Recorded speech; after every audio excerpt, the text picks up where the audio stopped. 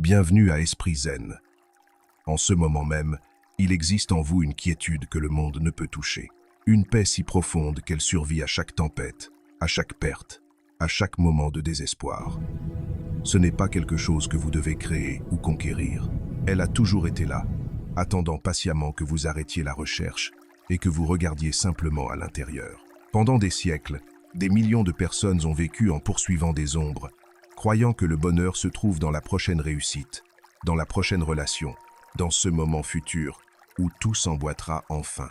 Mais il y a plus de 2500 ans, un prince nommé Siddhartha Gautama a découvert quelque chose qui changerait à jamais la compréhension humaine de la souffrance et de la libération. Il n'a pas trouvé le bonheur en conquérant le monde extérieur. Il l'a trouvé en s'asseyant sous un arbre et en regardant directement vers le cœur de l'existence humaine. Ce qu'il a découvert cette nuit-là n'était pas une nouvelle religion ou un ensemble de règles morales. Il a découvert la nature même de la réalité et le chemin pour se libérer de la souffrance que nous portons tous. Aujourd'hui, vous allez entreprendre un voyage qui ne vous mènera nulle part de nouveau. Il vous ramènera à la maison, à l'endroit où vous avez toujours appartenu, mais que vous avez oublié au milieu du bruit et de la distraction de la vie moderne.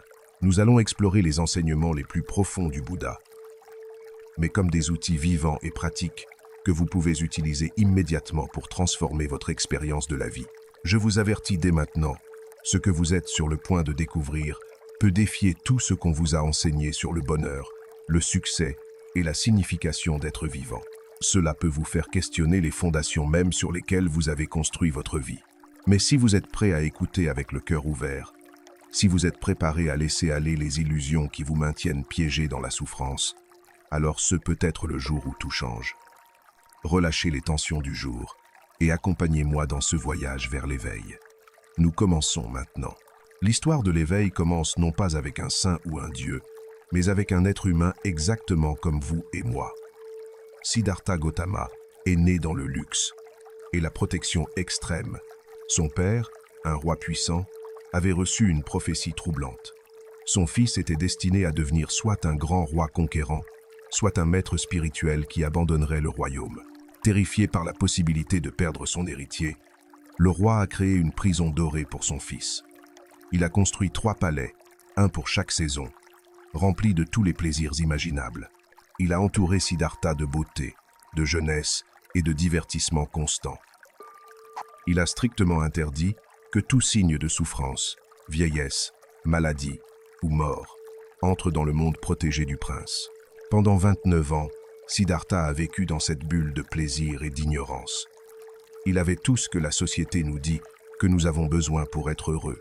Richesse, pouvoir, beauté, divertissement, famille. Et pourtant, au plus profond de son être, il ressentait une inquiétude persistante, une question qu'il ne pouvait faire taire. Est-ce tout? Cette succession interminable de plaisirs momentanés et de distractions sophistiquées est-elle vraiment tout ce que la vie a à offrir? Cette inquiétude l'a finalement conduit à s'aventurer hors du palais, et ce qu'il a vu l'a changé à jamais. Lors de sa première sortie, il a vu un vieillard courbé, faible, avec la peau ridée et les yeux éteints. Siddhartha, qui n'avait jamais vu le vieillissement, fut horrifié. Son conducteur lui a expliqué que c'était le destin de tous les êtres humains. Lors de sa deuxième sortie, il a vu un homme malade, consumé par la fièvre, gémissant de douleur. À nouveau, son monde fut ébranlé en comprenant que la maladie était une partie inévitable de l'existence humaine. Lors de sa troisième sortie, il a vu un cortège funèbre, un cadavre étant emmené à la rivière pour sa crémation. La famille pleurant désespérément. Et pour la première fois, Siddhartha a confronté la réalité de la mort, le fait inéluctable que tout ce qui naît doit mourir. Ces 3 rencontres, connues comme les 3 signes de la souffrance, ont complètement brisé son monde. Tout ce qu'il avait considéré important, sa beauté juvénile, sa santé parfaite, ses possessions matérielles, se sont soudain révélées comme temporaires et fragiles. Il vivait dans une illusion, et maintenant qu'il avait vu la vérité, il ne pouvait pas retourner à l'ignorance béate. Mais ce fut lors de sa 4e sortie qu'il a vu quelque chose qui a tout changé. Il a vu un moine mendiant, Un homme qui avait renoncé à tout, qui ne possédait rien, qui dépendait de la charité pour survivre. Et pourtant, sur son visage, il y avait quelque chose que Siddhartha n'avait jamais vu dans les palais remplis de luxe. Il y avait la paix, il y avait un calme profond, une liberté qui ne dépendait pas des circonstances extérieures. Ce moine a montré à Siddhartha qu'il y avait un autre chemin, qu'il était possible de trouver un bonheur qui ne serait pas constamment menacé par le changement, la perte et la mort. En ce moment, Siddhartha a pris la décision la plus courageuse de sa vie. À 29 ans, au milieu de la nuit, il a quitté son palais. Il a laissé sa femme endormie. Il a laissé son fils nouveau-né. Il a laissé son royaume, sa richesse et tout son avenir assuré. Non par cruauté ou indifférence, mais parce qu'il avait vu quelque chose qu'il ne pouvait ignorer. Il avait vu que toute l'humanité était piégée dans une souffrance qui semblait inévitable, et il était déterminé à trouver une sortie. Pendant 6 ans, Siddhartha s'est plongé dans les pratiques spirituelles les plus extrêmes de son temps. Il s'est assis aux pieds des maîtres les plus vénérés et a maîtrisé leurs enseignements. Il a pratiqué des méditations profondes jusqu'à atteindre des états de conscience que la plupart des gens ne vivront jamais. Ces pratiques lui ont donné des expériences extraordinaires, mais ne lui ont pas donné la réponse fondamentale qu'il cherchait. Alors, il a essayé le chemin de l'ascétisme sévère. Si le plaisir n'avait pas apporté la vérité, peut-être que le déni extrême du corps le ferait. Pendant des années, il s'est privé de nourriture jusqu'à ce que son corps ne soit plus que peau et os. Il dormait sur des lits d'épines. Il se refusait tout confort. Il torturait son corps croyant que cela purifierait son esprit et révélerait la vérité ultime. Mais cela ne fonctionnait pas non plus. Son corps était au bord de la mort, mais son esprit n'était pas plus proche de l'illumination qu'au début. Un jour, alors qu'il méditait au bord de la rivière, faible et presque mort de faim, il a entendu un maître de musique enseigner à son élève. Le maître a dit « Si la corde du luth est trop tendue, elle se cassera. Si elle est trop lâche, elle ne produira pas de son. La musique parfaite vient de la tension correcte. » À ce moment, quelque chose a fait clic dans l'esprit de Siddhartha. Il avait passé des années à osciller entre deux extrêmes. D'abord, l'indulgence totale dans le plaisir, puis le déni total du corps. Et ni l'un ni l'autre n'avait fonctionné. La réponse n'était pas dans les extrêmes, mais dans la voie du milieu. Siddhartha a accepté un peu de nourriture d'une jeune villageoise qui passait. Ses compagnons ascètes, horrifiés par ce qu'ils voyaient comme une trahison de leur discipline spirituelle, l'ont abandonné. Mais Siddhartha savait qu'il avait découvert quelque chose de fondamental. Il avait appris que la libération ne vient ni de torturer le corps, ni d'indulger ses désirs, mais de trouver l'équilibre, la voie du milieu entre les extrêmes. Restauré en force mais toujours sans réponse, Siddhartha s'est assis sous un arbre de la Bodhi et a fait un vœu.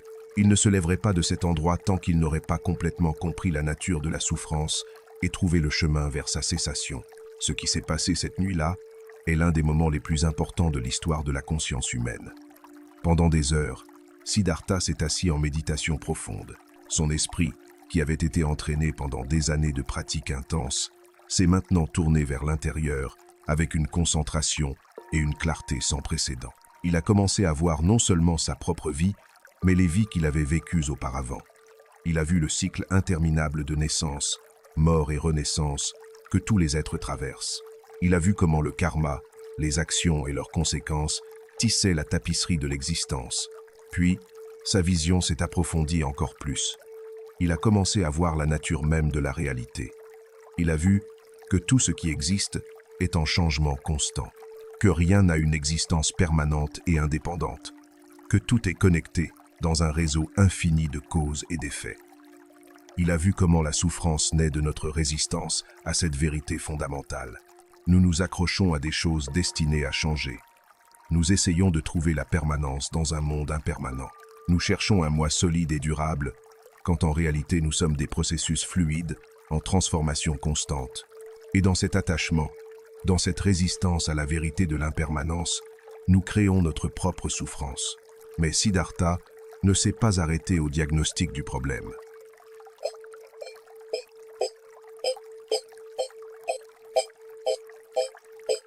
Il a vu qu'il existe un chemin pour se libérer de la souffrance. Un chemin qui ne nécessite pas de se retirer du monde, ni de nier la vie, mais de la comprendre profondément et de vivre en harmonie avec sa véritable nature. Quand le soleil s'est levé le lendemain matin, Siddhartha avait atteint l'éveil complet.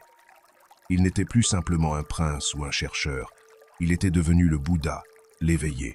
Et ce qui s'était éveillé n'était pas quelque chose de nouveau. C'était la réalité qui avait toujours été là, mais que l'esprit piégé dans les illusions ne peut voir. Maintenant vous pensez peu, être, c'est une belle histoire sur un homme ancien. Mais qu'est-ce que cela a à voir avec moi? Quelle pertinence cela a-t-il pour ma vie moderne, avec ses pressions professionnelles, ses relations compliquées et son chaos technologique? La réponse est tout, parce que la souffrance que Siddhartha a vue il y a 2500 ans est exactement la même souffrance que vous vivez aujourd'hui. Les circonstances ont changé, la technologie a avancé, mais l'esprit humain, avec ses schémas d'attachement, d'aversion et d'ignorance, reste remarquablement cohérent. Vous souffrez quand votre partenaire n'agit pas comme vous voulez qu'il agisse. Vous souffrez quand votre corps vieillit et ne peut plus faire ce qu'il faisait. Vous souffrez quand vous perdez quelque chose que vous valorisiez. Vous souffrez quand vous n'obtenez pas ce que vous désirez.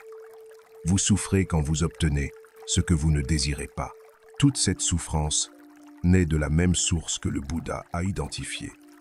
La résistance à la vérité de l'impermanence et la recherche d'un bonheur permanent dans un monde en changement constant.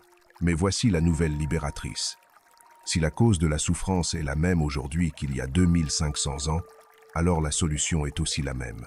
Le chemin que le Bouddha a découvert cette nuit-là sous l'arbre de la Bodhi n'est pas seulement pour les moines dans des monastères reculés. Il est pour vous. Il est pour quiconque est prêt à regarder honnêtement la souffrance dans sa vie et à faire le travail pour s'en libérer. Maintenant, avant de plonger dans les enseignements spécifiques, j'ai besoin que vous compreniez quelque chose de fondamental. Le bouddhisme n'est pas une religion au sens conventionnel. Il ne vous demande pas de croire en un Dieu créateur.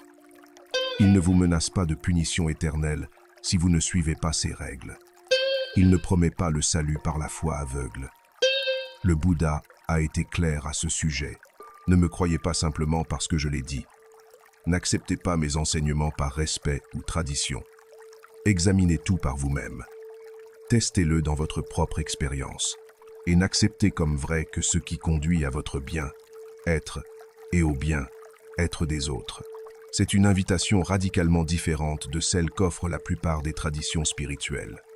On ne vous demande pas d'avoir la foi. On vous invite à investiguer, à expérimenter, à découvrir par vous-même si ces enseignements sont vrais. Le bouddhisme est, en essence, une psychologie pratique de l'éveil.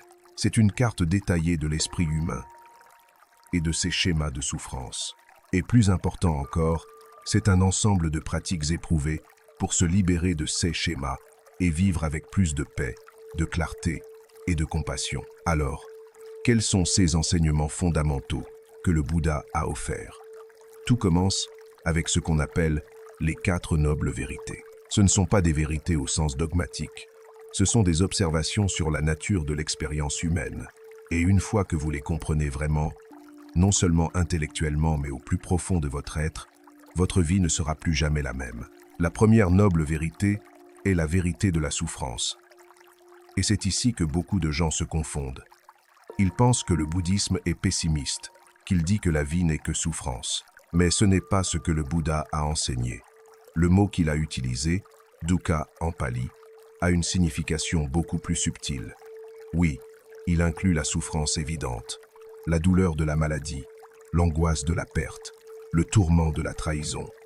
Mais il inclut aussi quelque chose de plus fondamental. Une insatisfaction sous-jacente, un sentiment que quelque chose ne va pas tout à fait bien, même dans les moments apparemment heureux. C'est cette inquiétude que vous ressentez, même quand vous avez tout ce que vous pensiez vouloir. Cette sensation persistante qu'il manque quelque chose, que vous devriez être ailleurs, être quelqu'un d'autre, avoir une autre vie. Pensez à votre propre expérience. Vous travaillez dur pour obtenir cette promotion. Finalement, vous l'obtenez. Il y a un moment de joie, de satisfaction, mais ensuite, presque immédiatement, votre esprit se déplace vers la chose suivante, l'objectif suivant, la prochaine source potentielle de bonheur. Ou, pensez à une relation romantique. Au début, il y a l'extase. Vous avez trouvé la personne parfaite, mais avec le temps, inévitablement, les difficultés commencent à apparaître. La passion s'estompe, les défauts deviennent visibles.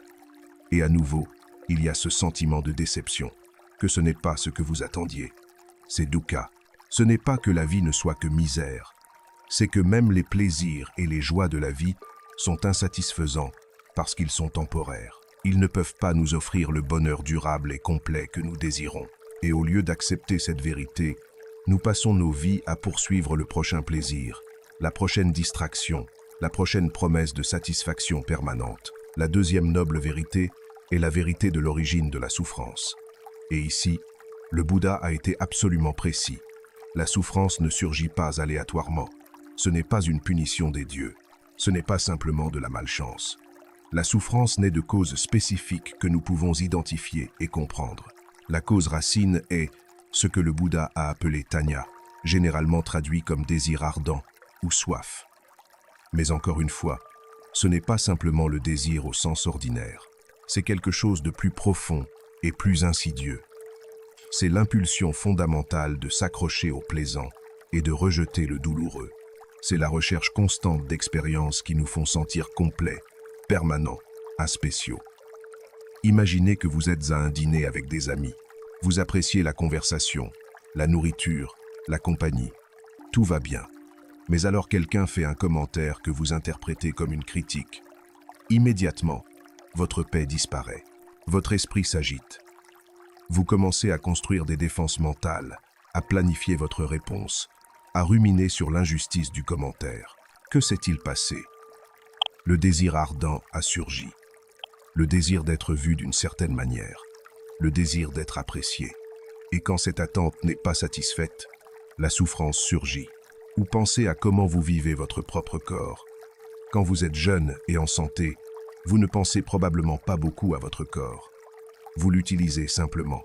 Mais à mesure que vous vieillissez, à mesure que les douleurs et les limitations apparaissent, la souffrance surgit. Pourquoi? Parce qu'il y a un désir que le corps soit différent de ce qu'il est. Un rejet de la réalité du vieillissement. Une résistance à la vérité du changement. Ce désir ardent prend 3 formes principales. Premièrement, il y a le désir d'expérience plaisante. Nous voulons ressentir du plaisir et éviter la douleur. Cela semble naturel et raisonnable. Mais le problème est que nous cherchons une sécurité et une satisfaction permanente dans des expériences qui sont, par leur nature, temporaires. Deuxièmement, il y a le désir de devenir. Nous voulons être différents de ce que nous sommes. Plus réussis, plus attirants, plus aimés, plus illuminés. Nous passons nos vies à essayer de devenir une version améliorée de nous-mêmes, jamais satisfaits de qui nous sommes maintenant. Et troisièmement, il y a le désir de ne pas être. Cela peut sembler contradictoire, mais c'est l'impulsion d'éviter, de nier ou d'échapper aux aspects de notre expérience que nous trouvons intolérables. C'est la racine des addictions, de l'évitement et, dans les cas extrêmes, des pensées suicidaires. Tous ces désirs naissent d'une ignorance fondamentale. L'ignorance de croire que nous sommes des entités séparées, permanentes et indépendantes qui peuvent assurer leur bonheur en contrôlant leurs expériences et leur environnement. Mais c'est une illusion. Et tant que nous vivons dans cette illusion, la souffrance est inévitable. Maintenant, cela pourrait sembler désespérant. Si la souffrance naît du désir ardent, et le désir ardent semble être une partie fondamentale d'être humain, sommes-nous alors condamnés à souffrir pour toujours? C'est ici que nous entrons dans la troisième noble vérité, la vérité de la cessation de la souffrance. Et c'est la bonne nouvelle. Le Bouddha a découvert qu'il est possible de mettre fin à la souffrance, non pas temporairement, non pas superficiellement, mais fondamentalement.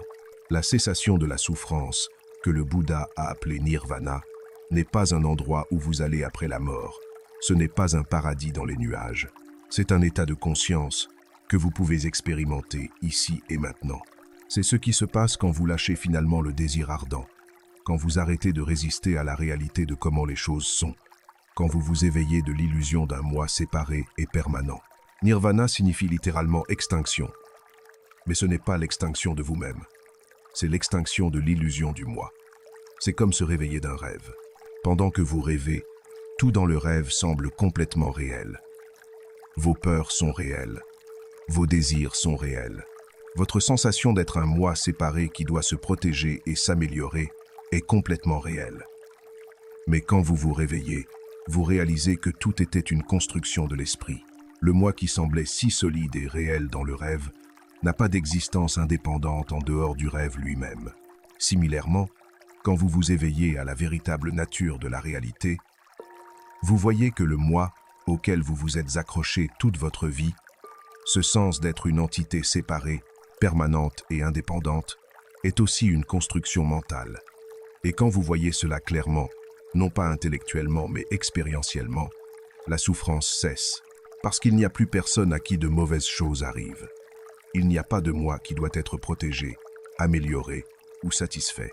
Cela ne signifie pas que vous devenez un zombie sans émotion. Cela ne signifie pas que vous ne ressentez plus la douleur physique ou la tristesse émotionnelle. Cela signifie que votre relation avec ces expériences change fondamentalement.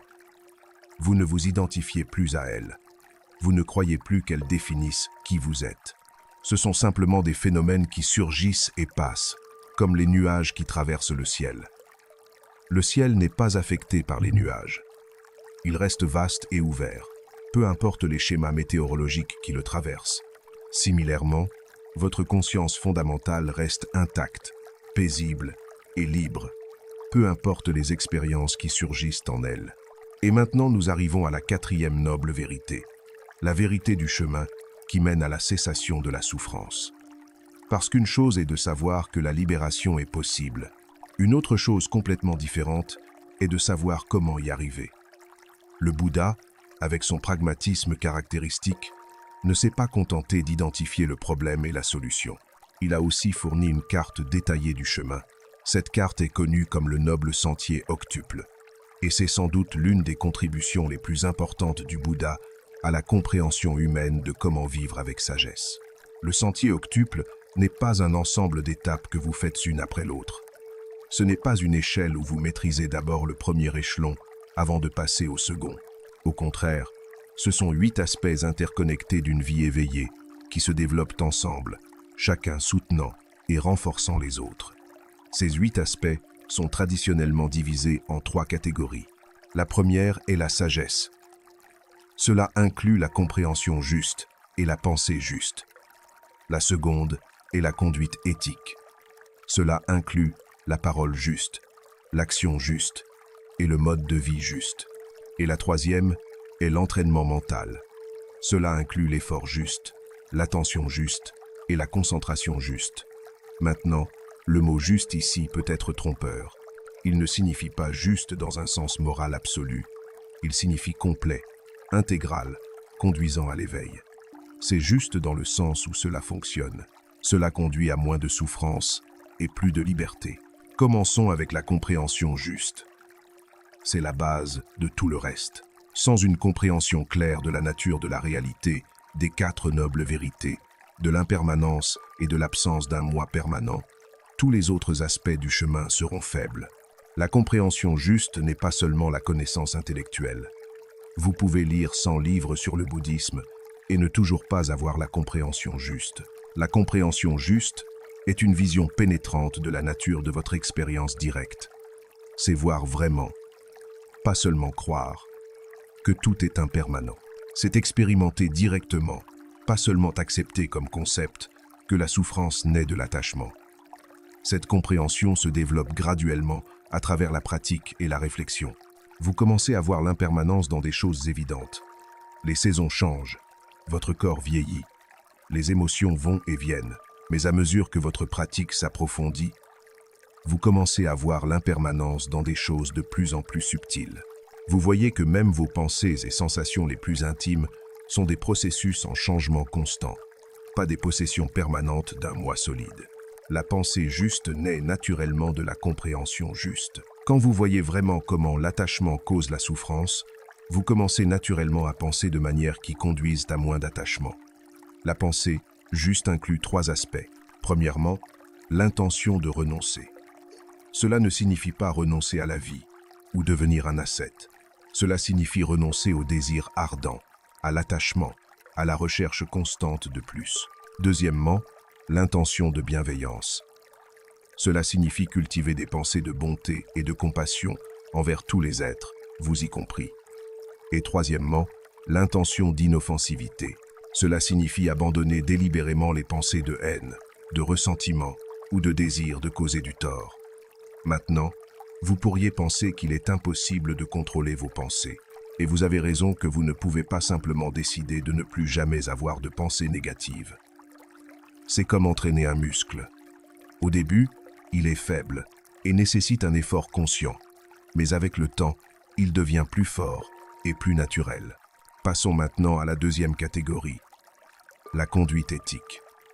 Dans le bouddhisme, l'éthique ne se base pas sur des commandements divins ou des règles morales absolues. Elle se base sur la compréhension de cause à effet. Certaines actions mènent à la souffrance, d'autres mènent au bien, être. L'éthique bouddhiste est pragmatique. Vous faites ce qui est juste non pas parce que Dieu vous l'ordonne, mais parce que vous comprenez que c'est ce qui conduit à moins de souffrance pour vous et pour les autres. La parole juste signifie parler de manière véridique, aimable et utile. Le Bouddha a identifié 4 formes de paroles incorrectes que nous devons éviter. Premièrement, le mensonge. Cela inclut non seulement les mensonges directs, mais aussi les exagérations, les demi-vérités et les silences trompeurs. Deuxièmement, la parole qui divise. C'est parler de manière qui crée des conflits entre les personnes, les commérages malveillants, instiger la méfiance. Troisièmement, la parole dure, les insultes, les critiques cruelles, le sarcasme blessant. Et quatrièmement, le bavardage frivole, la conversation sans sens, qui n'a d'autre but que de passer le temps ou d'éviter le silence inconfortable. Maintenant, cela ne signifie pas que vous devez être brutalement honnête en tout temps, sans considérer le contexte. La parole juste est une danse subtile entre vérité, gentillesse et utilité. Parfois, le silence est plus juste que la parole. Parfois, une vérité douce est plus habile qu'une vérité dure. La clé est d'examiner votre motivation. Parlez-vous pour aider ou pour satisfaire votre ego? Dites-vous la vérité parce que c'est utile ou parce que vous voulez avoir raison? L'action juste signifie vivre de manière à ne pas causer de tort à d'autres êtres. Le Bouddha a déliné 5 préceptes de base pour les pratiquants laïcs. Premièrement, s'abstenir de tuer.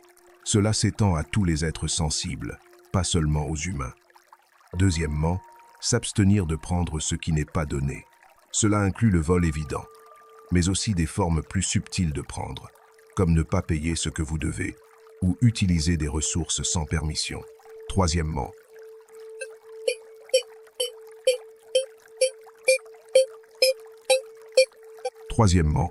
s'abstenir de conduite sexuelle incorrecte. Cela signifie éviter le sexe qui cause du tort, de la tromperie ou de la souffrance aux autres. Quatrièmement, s'abstenir de paroles incorrectes que nous avons déjà discutées. Et cinquièmement, s'abstenir d'intoxicants qui obscurcissent l'esprit et mènent à la négligence. Ces préceptes ne sont pas des commandements que vous devez suivre par peur de punition. Ce sont des directives qui vous aident à vivre de manière à créer moins de souffrance. Quand vous rompez ces préceptes, le tort principal est souvent le remords, la culpabilité et le renforcement de schémas mentaux maladroits qui perpétuent votre propre souffrance. Le mode de vie juste signifie gagner sa vie de manière à ne pas causer de tort aux autres. Le Bouddha a spécifiquement mentionné 5 types de moyens de subsistance qui doivent être évités. Le commerce d'armes, le commerce d'êtres vivants, incluant l'esclavage et la prostitution, le commerce de viande, le commerce d'intoxicants et le commerce de poison. À l'époque moderne, nous pourrions étendre cela pour inclure tout travail qui exploite les autres, nuit à l'environnement ou se base fondamentalement sur la tromperie. Cela peut être difficile dans notre économie complexe. Peu de travaux sont complètement purs, mais la question n'est pas si votre travail est parfaitement éthique. Mais si vous pouvez trouver un mode de subsistance qui minimise le tort et, idéalement, contribue au bien, être des autres. Maintenant, nous arrivons à la 3e catégorie du sentier octuple, l'entraînement mental. C'est là que le bouddhisme brille vraiment comme une psychologie pratique de l'éveil. L'effort juste signifie diriger votre énergie vers des états mentaux qui conduisent à l'éveil et s'éloigner des états mentaux qui conduisent à la souffrance. Cela a 4 aspects. Premièrement, l'effort de prévenir les états mentaux nuisibles qui ne sont pas encore survenus. Cela signifie être attentif aux conditions qui cultivent l'avidité, la haine et l'illusion, et les éviter consciemment. Deuxièmement, l'effort d'abandonner les états mentaux nuisibles qui sont déjà survenus. Quand vous remarquez que la colère ou la luxure ou l'envie a surgi dans votre esprit, vous ne la supprimez pas, ni ne vous identifiez à elle. Vous la reconnaissez, comprenez ses causes et la laissez partir. Troisièmement, l'effort de cultiver les états mentaux bénéfiques qui ne sont pas encore survenus. Cela signifie créer intentionnellement des conditions pour la bonté, la compassion, la joie et l'équanimité. Et quatrièmement, l'effort de maintenir et de développer les états mentaux bénéfiques qui sont déjà survenus. Quand vous ressentez de la compassion ou de la clarté ou de la paix, vous ne la tenez pas pour acquise. Vous la nourrissez et la renforcez. L'attention juste ou pleine conscience est le cœur de la pratique bouddhiste. C'est la capacité d'être complètement présent avec ce qui se passe en ce moment, sans jugement, sans résistance, sans attachement. Le Bouddha a enseigné 4 fondements de l'attention. Premièrement, l'attention au corps. Cela signifie être conscient des sensations physiques, de la posture, du mouvement, de la respiration. Ne pas être perdu dans les pensées sur le corps, mais sentir directement le corps tel qu'il est. Deuxièmement, l'attention aux sentiments. Cela ne signifie pas des émotions complexes, mais la qualité agréable, désagréable ou neutre de chaque expérience. Quand vous touchez quelque chose de chaud, il y a une sensation désagréable. Quand vous mangez quelque chose de délicieux, il y a une sensation agréable. L'attention aux sentiments signifie remarquer ces qualités sans réagir automatiquement avec attachement ou aversion. Troisièmement, l'attention à l'esprit. Cela signifie être conscient de l'état de votre esprit à chaque moment. Est-il agité ou calme, concentré ou dispersé, clair ou confus? Et quatrièmement, l'attention aux objets mentaux. Cela inclut les émotions, les pensées, les perceptions et les états mentaux plus subtils. C'est observer comment ces phénomènes mentaux surgissent et passent sans vous identifier à eux. L'attention n'est pas un état spécial ou mystique. C'est simplement être éveillé à ce qui se passe déjà. Mais cette attention simple a un pouvoir transformateur profond. Quand vous êtes vraiment présent avec votre expérience, sans la juger ou essayer de la changer, quelque chose de remarquable se produit. La souffrance commence à se dissoudre, parce que la souffrance nécessite que vous vous identifiez à vos expériences, que vous croyez qu'elles vous arrivent à vous. Mais quand vous observez simplement avec attention, vous voyez qu'il n'y a pas de moi auquel ces choses arrivent. Il y a seulement des expériences surgissant et passant dans la conscience. Et finalement, la concentration juste, c'est la capacité de focaliser l'esprit sur un seul objet sans distraction.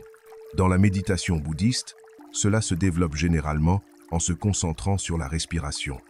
Mais la concentration peut aussi se développer dans les activités quotidiennes. Quand vous êtes complètement absorbé dans une tâche, quand le temps semble s'arrêter et que vous vous oubliez, c'est de la concentration. Au début, votre esprit saute constamment. Vous pensez au passé, planifiez le futur, vous vous distraites avec chaque son ou sensation. Avec la pratique, l'esprit se calme, les périodes de concentration deviennent plus longues, les distractions ont moins de pouvoir. Éventuellement, vous pouvez atteindre des états de concentration profonde, appelés jhanas, où l'esprit est complètement unifié, libre de distraction, et rempli d'une joie et d'une paix qui ne dépendent d'aucun objet externe. Mais le but de la concentration dans le bouddhisme n'est pas seulement d'atteindre des états agréables d'absorption, c'est de créer un esprit suffisamment stable et concentré pour voir clairement la nature de la réalité. C'est comme calmer l'eau pour que vous puissiez voir clairement ce qu'il y a au fond. Un esprit agité ne peut pas voir la vérité. Un esprit concentré peut pénétrer les illusions et voir les choses comme elles sont réellement. Maintenant, Nous pourrions passer des jours à explorer chaque aspect du sentier octuple en profondeur. Mais ce qui est important que vous compreniez, c'est ceci. Le chemin bouddhiste n'est pas une collection de pratiques déconnectées. C'est un système intégral où chaque partie soutient les autres. Votre éthique soutient votre méditation en fournissant une conscience propre et moins de remords. Votre méditation soutient votre éthique en vous donnant plus de clarté sur les conséquences de vos actions. Votre sagesse informe à la fois votre éthique et votre méditation. Et votre pratique de méditation approfondit votre sagesse. C'est un cercle vertueux qui se renforce lui-même avec le temps. Parlons maintenant de l'un des concepts les plus importants et les plus mal compris du bouddhisme. Le concept d'anatta, ou non-soi. C'est probablement l'enseignement bouddhiste le plus radical et le plus difficile à comprendre. Quand le Bouddha a enseigné anatta, il défiait directement l'une des croyances les plus fondamentales que presque tous les êtres humains partagent. La croyance en un moi, solide, permanent et indépendant. Pensez à comment vous vivez votre vie normalement. Il semble y avoir un moi qui est le sujet de toutes vos expériences. Il y a des pensées, mais il y a un penseur qui a ses pensées. Il y a des sensations, mais il y a un expérimentateur qui ressent ces sensations. Il y a des actions, mais il y a un faiseur qui effectue ces actions. Ce moi semble être le noyau stable de votre identité. C'est qui vous étiez hier, qui vous êtes aujourd'hui et qui vous serez demain. C'est ce qui fait que vous êtes vous. Et le projet de votre vie tourne généralement autour d'améliorer, protéger et satisfaire ce moi. Mais le Bouddha a fait une affirmation étonnante. Quand vous l'examinez attentivement, ce moi ne peut pas être trouvé. Il n'y a pas d'entité permanente et indépendante qui soit votre véritable essence. Ce que nous appelons moi est en réalité un processus complexe de phénomènes physiques et mentaux qui surgissent et passent. Pour comprendre cela, le Bouddha a analysé l'expérience humaine en 5 agrégats. Premièrement, la forme. C'est votre corps physique, les éléments matériels de votre expérience. Deuxièmement, la sensation. La qualité agréable, désagréable ou neutre de chaque expérience. Troisièmement, la perception, la reconnaissance et la catégorisation des expériences. Quatrièmement, les formations mentales. Cela inclut les émotions, les volitions, les intentions et d'autres facteurs mentaux complexes. Et cinquièmement, la conscience.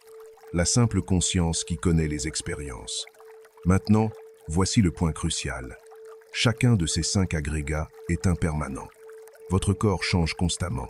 Les sensations surgissent et passent. Les perceptions changent. Les formations mentales apparaissent et disparaissent.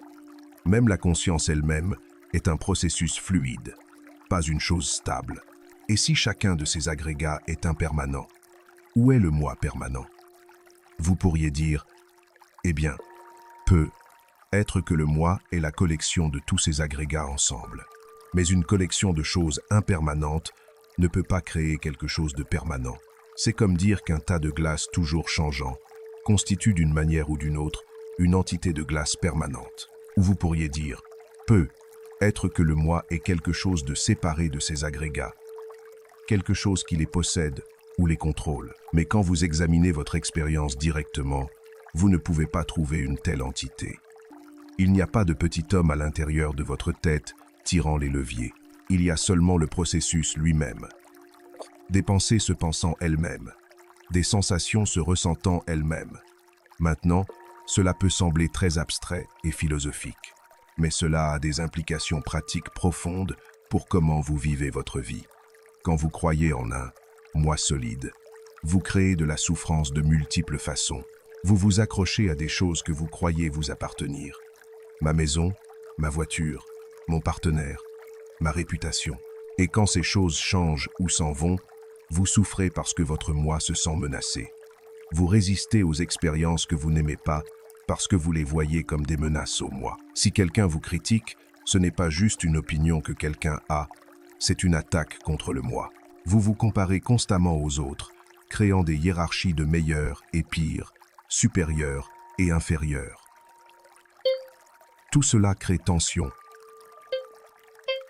anxiété, Mais quand vous commencez à voir à travers l'illusion du moi, quand vous expérimentez directement la nature vide et processuelle de ce que vous aviez appelé moi, quelque chose de miraculeux se produit. La souffrance perd son emprise. Parce que s'il n'y a pas de moi solide, qui est menacé? Qui a besoin de protection? Qui a besoin d'amélioration constante? Cela ne signifie pas que vous devenez un zombie sans personnalité. Vous avez toujours des préférences. Vous prenez toujours des décisions. Vous fonctionnez toujours dans le monde. Mais vous n'êtes plus esclave du besoin constant de défendre, améliorer et satisfaire un moi qui, au bout du compte, n'est qu'un concept. C'est comme se réveiller et réaliser que vous avez lutté toute votre vie pour protéger votre propre ombre. Une fois que vous voyez que ce n'est qu'une ombre, vous pouvez vous détendre. Vous pouvez couler. Vous pouvez vivre avec une légèreté et une liberté que vous n'avez jamais cru possible. Maintenant, le bouddhisme n'est pas seulement sur comprendre ces vérités intellectuellement. C'est sur transformer votre expérience directe à travers la pratique. Et la pratique centrale du bouddhisme est la méditation. Il y a beaucoup de types différents de méditation bouddhiste, mais tous partagent un but commun. Entraîner l'esprit à voir clairement la nature de la réalité et se libérer des schémas habituels de pensée et de réaction qui créent la souffrance. Commençons avec la méditation de pleine conscience, ou vipassana. C'est la pratique d'observer votre expérience moment après moment, sans jugement et sans essayer de rien changer. Vous observez simplement ce qui est. Typiquement, vous commencez en vous concentrant sur la respiration. Vous n'essayez pas de contrôler la respiration. Vous observez simplement comment elle entre et sort naturellement. Cela peut sembler simple, mais vous découvrirez rapidement que votre esprit a d'autres idées. Après quelques secondes ou peut-être quelques minutes, vous réaliserez que vous n'êtes plus avec la respiration. Vous pensez à ce que vous ferez plus tard. Vous vous souvenez d'une conversation d'hier. Vous planifiez votre prochain repas. Cette distraction est complètement normale. En fait, c'est précisément ce que vous êtes ici pour observer. La nature errante de l'esprit.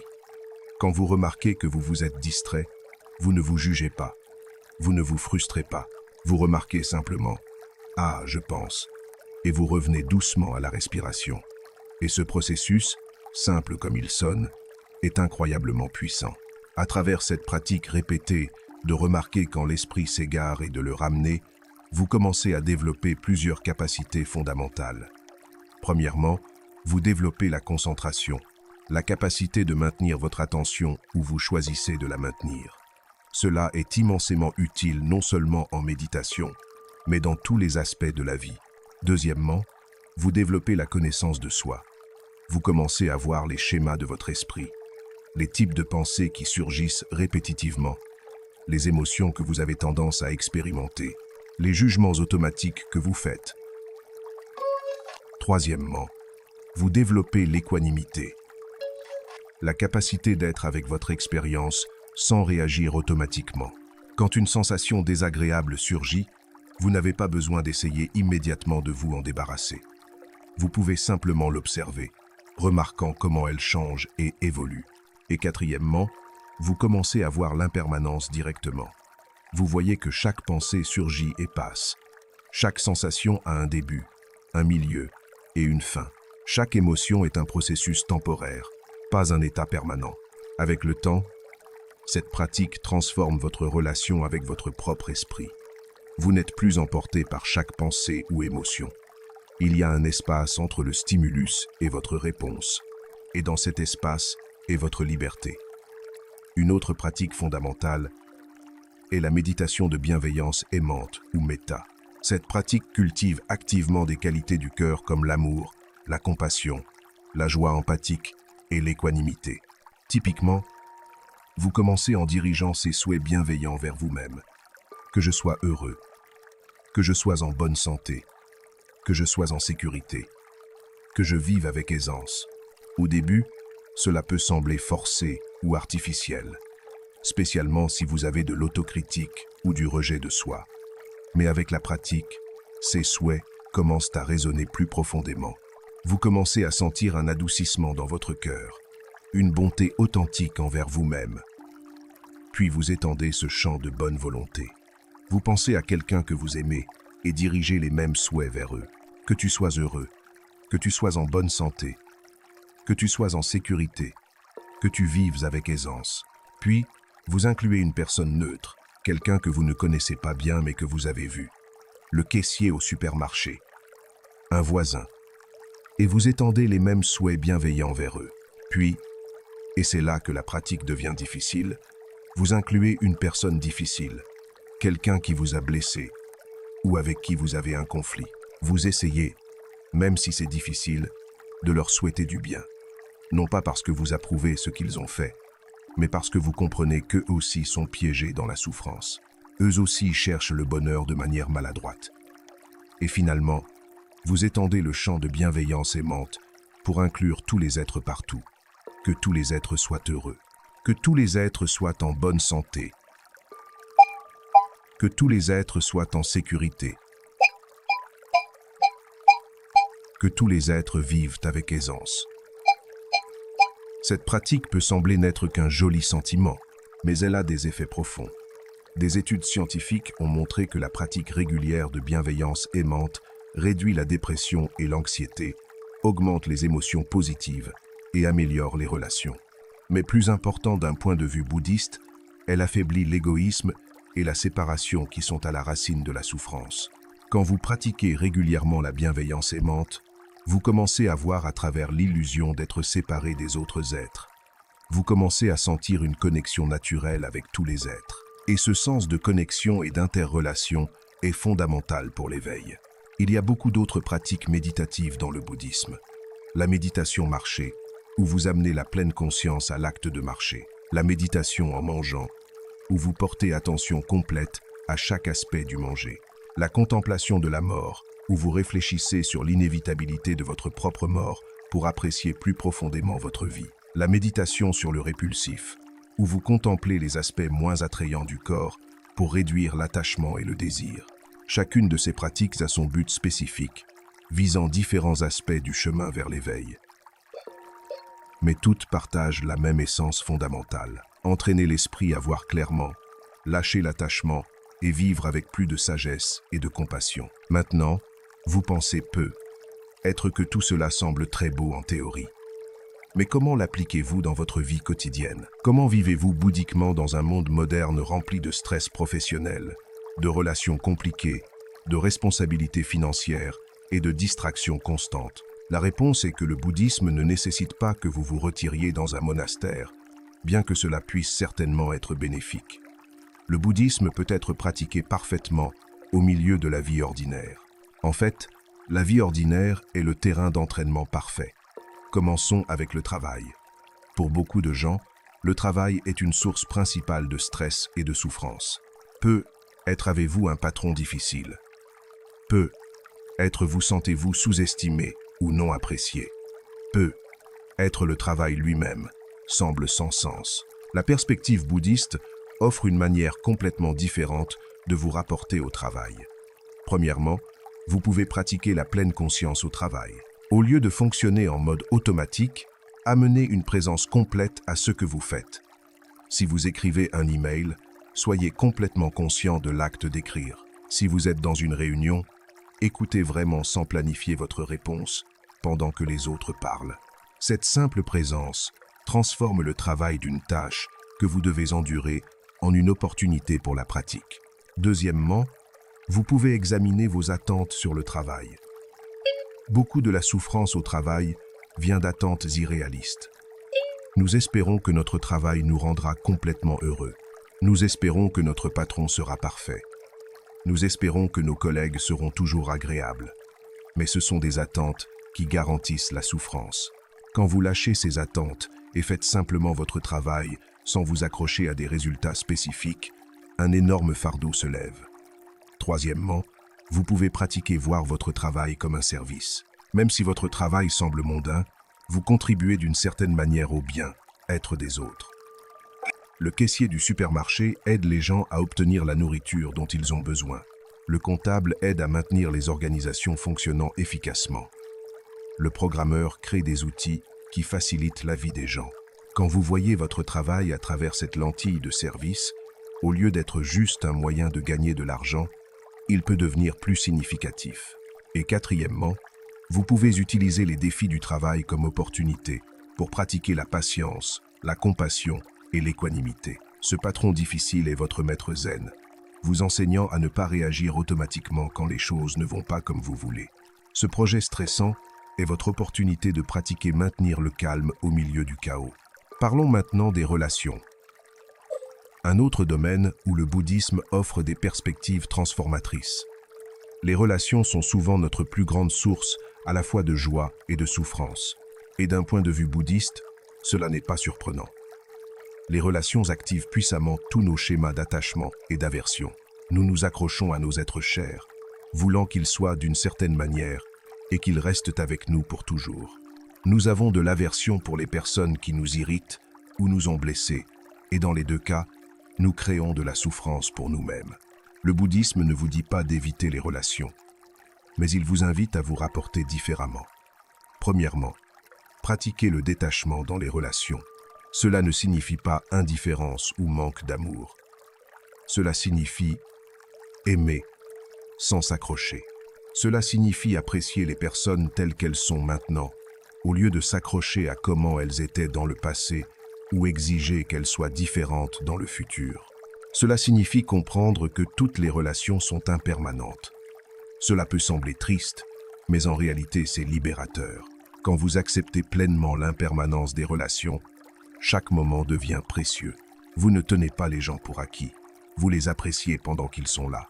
Deuxièmement, pratiquez la compassion au lieu du jugement. Quand quelqu'un vous dérange ou vous blesse, votre réaction automatique est probablement de les juger. Pensez à quel point ils ont tort, à quel point ils sont déraisonnables. Mais cela alimente seulement votre propre souffrance. Au lieu de cela, vous pouvez essayer de voir les choses de leur perspective. Vous pouvez reconnaître que, comme vous, ils essaient d'éviter la souffrance et de trouver le bonheur. Seulement ils utilisent des stratégies qui ne fonctionnent pas. Cette compréhension ne signifie pas que vous approuvez leurs actions nuisibles. Cela signifie que vous répondez avec sagesse et compassion au lieu de réactivité et de ressentiment. Troisièmement, pratiquez la communication consciente. La plupart des conflits dans les relations naissent de malentendus et de communication maladroite. Quand vous pratiquez la pleine conscience dans la communication, vous devenez conscient de vos motivations pour parler. Parlez-vous pour blesser? Pour avoir raison? Pour vous défendre? Ou parlez-vous pour générer compréhension et connexion? Vous devenez aussi plus habile à vraiment écouter, pas juste en attendant votre tour pour parler, mais en écoutant vraiment avec présence complète ce que l'autre personne essaie de communiquer. Et quatrièmement, établissez des limites saines. La compassion ne signifie pas permettre aux autres de vous maltraiter. Cela ne signifie pas être un paillasson. Cela signifie répondre avec sagesse, ce qui parfois nécessite de dire non, d'établir des limites claires, ou même de mettre fin à des relations qui sont consistamment nuisibles. Un autre aspect crucial de vivre bouddhiquement est la relation avec les possessions matérielles et l'argent.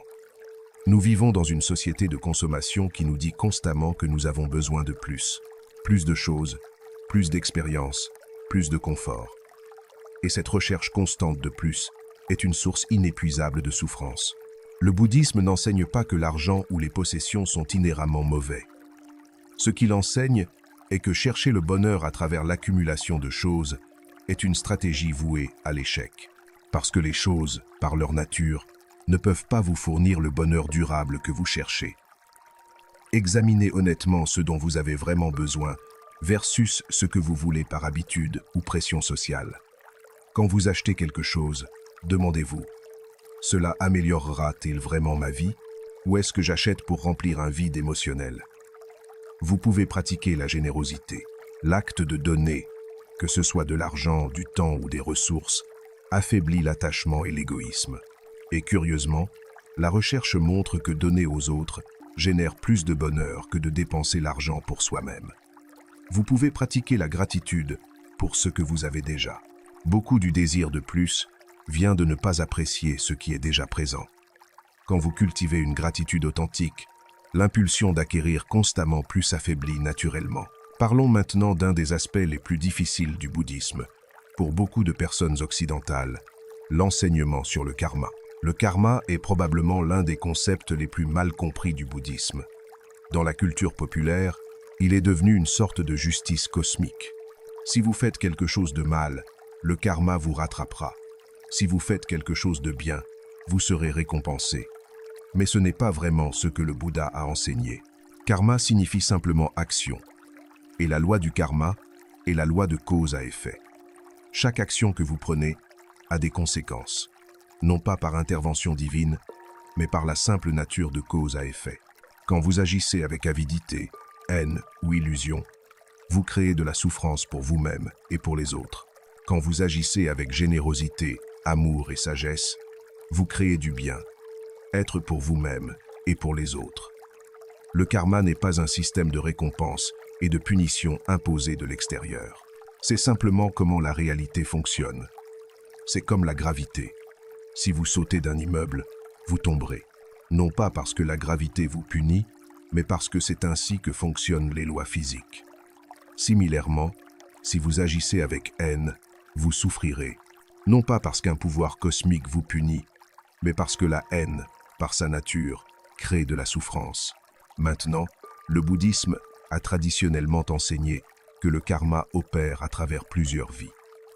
Que les actions dans cette vie affectent vos circonstances dans les vies futures.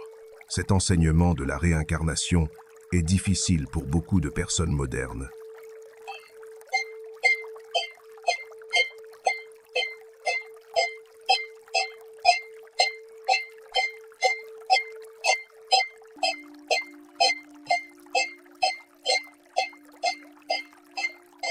Que nous ne pouvons pas vérifier directement. Personnellement, je crois que vous n'avez pas besoin d'accepter la réincarnation littérale pour bénéficier immensément des enseignements bouddhistes. Vous pouvez voir le karma opérer dans une seule vie. Les schémas que vous établissez dans votre jeunesse affectent votre expérience dans la vieillesse. Les habitudes que vous cultivez aujourd'hui façonnent qui vous serez demain. Votre réputation, vos relations, votre santé mentale. Tous sont le résultat de vos actions passées. C'est une forme de karma que nous pouvons voir directement. Et comprendre cela vous donne un pouvoir énorme, parce que cela signifie que vous n'êtes pas victime de circonstances aléatoires. Vous êtes, dans une grande mesure, l'architecte de votre propre expérience. Bien sûr, tout ce qui vous arrive n'est pas le résultat de vos propres actions. Vous êtes né dans certaines circonstances que vous n'avez pas choisies. Des événements au-delà de votre contrôle vous affectent. Mais comment vous répondez à ces circonstances?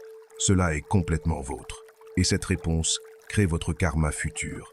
Cela nous amène à l'un des plus grands défis que nous affrontons en tant que pratiquants bouddhistes.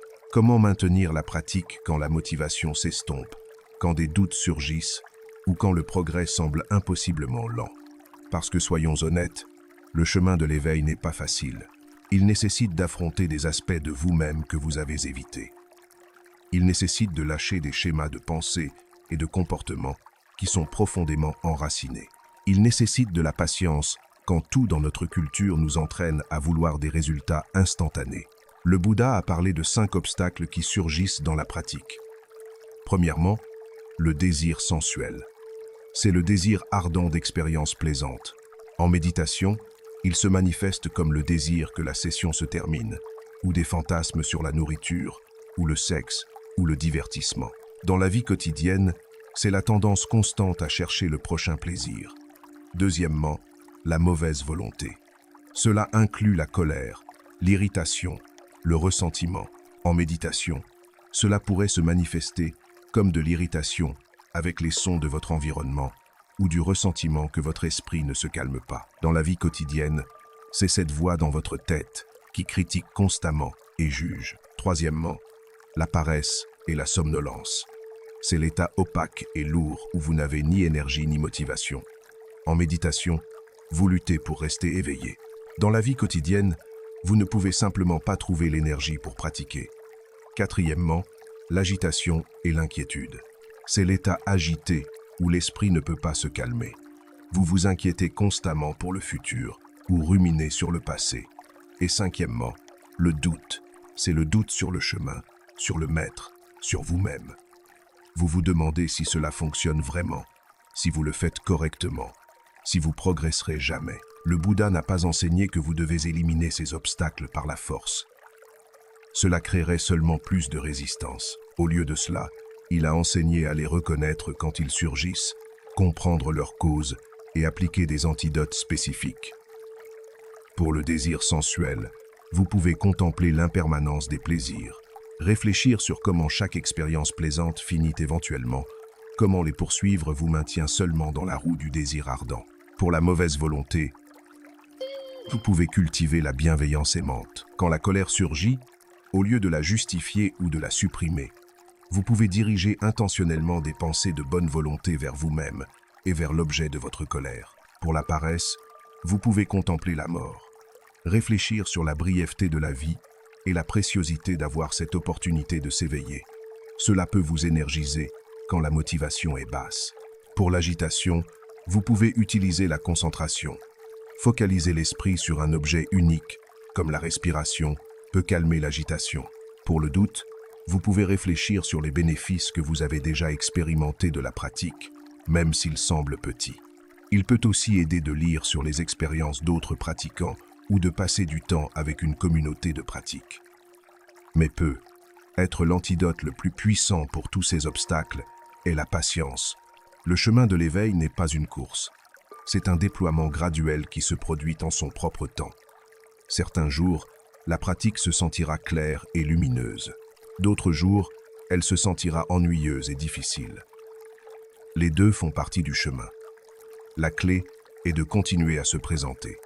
Continuez à pratiquer, même quand vous ne voyez pas de résultats immédiats, parce que le changement se produit, même quand vous ne pouvez pas le percevoir directement. Parlons maintenant de la communauté, ou sangha, dans le bouddhisme. Traditionnellement, le bouddhisme parle des trois joyaux dans lesquels les pratiquants prennent refuge. Le Bouddha, le maître qui a montré le chemin, le Dharma, les enseignements eux-mêmes, et le Sangha, la communauté de pratiquants.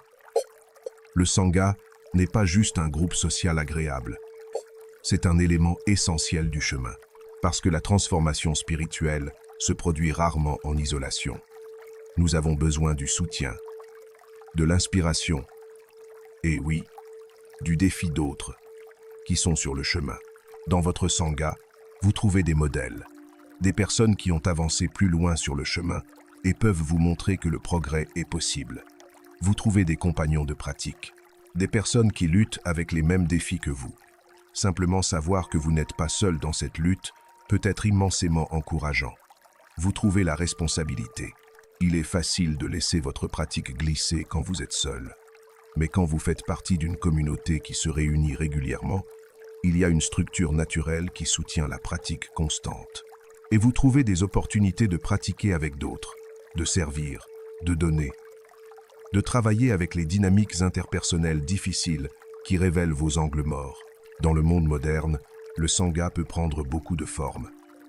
Cela peut être un centre de méditation formel où vous vous réunissez régulièrement avec d'autres pour pratiquer. Cela peut être un groupe d'études qui se réunit pour discuter les enseignements. Cela peut même être une communauté en ligne de pratiquants qui se soutiennent mutuellement à travers les réseaux sociaux ou les forums. Ce qui est important n'est pas la forme spécifique. C'est l'engagement de se soutenir mutuellement sur le chemin de l'éveil. Et maintenant, je veux parler de quelque chose qui est souvent négligé dans les présentations occidentales du bouddhisme. La dimension dévotionnelle. Dans beaucoup de traditions bouddhistes, spécialement en Asie, il y a un aspect fortement dévotionnel dans la pratique. Les gens font des offrandes sur des autels. Ils récitent des sutras, ils chantent le nom du Bouddha. Ils participent à des rituels élaborés. Pour beaucoup d'Occidentaux, cela peut sembler superstitieux ou non pertinent. Nous sommes plus intéressés par les techniques de méditation qui peuvent être vérifiées empiriquement. Mais je crois que nous perdons quelque chose d'important quand nous écartons complètement l'aspect dévotionnel. La dévotion n'est pas sur croire en un Bouddha surnaturel qui vous accordera des faveurs si vous l'adorez correctement. C'est sur cultiver des qualités du cœur comme la révérence, l'humilité et la gratitude. Quand vous vous prosternez devant une statue du Bouddha, vous n'adorez pas une déité externe. Vous honorez la possibilité de l'éveil qui existe en vous-même. Quand vous faites des offrandes, vous pratiquez la générosité et le détachement. Quand vous récitez des sutras, vous imprégnez votre esprit des paroles du Dharma. Ces pratiques dévotionnelles créent un espace sacré dans votre vie. Elles vous rappellent que vous n'essayez pas simplement d'être plus productif ou moins stressé. Vous êtes engagé dans quelque chose de profond. Vous cherchez la libération complète de la souffrance. Vous essayez de vous éveiller à votre vraie nature. Et c'est un objectif qui mérite révérence et dévouement total. Alors, ne rejetez pas trop rapidement les pratiques dévotionnelles. Expérimentez avec elles. Créez un autel simple dans votre maison avec une image ou statue du Bouddha. Faites une petite offrande chaque jour. Une fleur, un peu d'encens. Observez comment ces pratiques affectent votre état mental et votre engagement au chemin. Maintenant, je veux aborder une question que beaucoup de gens ont. Avez-vous besoin d'un maître sur le chemin bouddhiste? La réponse courte est que cela aide énormément, mais ce n'est pas absolument nécessaire, spécialement dans les étapes initiales. Au temps du Bouddha, avoir un maître était essentiel. Les enseignements étaient transmis oralement. Il n'y avait pas de livres, il n'y avait pas d'Internet. Si vous vouliez apprendre, vous deviez trouver un maître et étudier directement avec lui. Aujourd'hui, nous avons accès à une quantité sans précédent d'enseignements bouddhistes. Livres, podcasts, vidéos, cours en ligne. Vous pouvez apprendre beaucoup par vous-même, mais il y a des limites à ce que vous pouvez faire sans maître. Un bon maître peut voir vos angles morts. Il peut identifier où vous êtes coincé, où vous trompez vous-même. Il peut adapter les enseignements à vos circonstances spécifiques. Il peut répondre à vos questions spécifiques que les livres ne peuvent pas. Et peut être plus important, un maître est un modèle vivant de ce qui est possible. Voir quelqu'un qui a avancé sur le chemin, qui vit avec sagesse, compassion et liberté, peut être incroyablement inspirant et motivant. Maintenant, la relation maître-étudiant dans le bouddhisme est différente de ce à quoi nous pourrions être habitués en Occident. Ce n'est pas comme un thérapeute ou un professeur d'université. C'est une relation beaucoup plus profonde et personnelle. Elle implique confiance, engagement et parfois dévouement pour la vie. Mais il y a un équilibre important ici.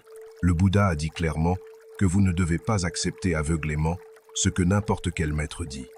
Vous devez examiner les enseignements par vous-même. Et donc, vous avez besoin d'un certain discernement en choisissant un maître.